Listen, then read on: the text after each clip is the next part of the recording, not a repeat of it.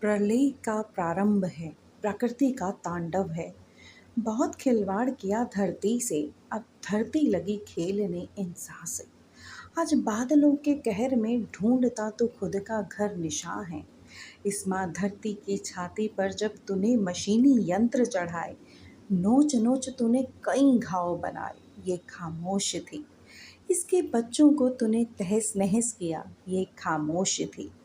भूकंप आया कांपी धरा, तुझे समझ तब भी ना आया। चीख पुकार की माँ धरती ने, पर तुझे समझ ना आया। गूंजी पहाड़ों की गर्जना, पर तू ना सुन सका।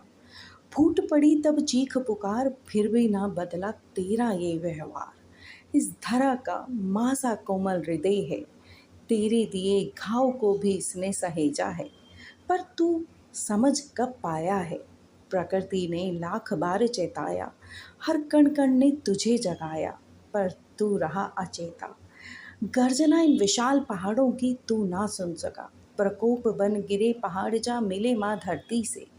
रो रो करे चीख पुकार, तुझे तब भी समझ ना आया। तुझे लाख समझाया, ये प्रकृति है, अपना हिसाब लेके रहेगी। कल जो तूने किया धरा से, आज ले हिसाब इस धरा से।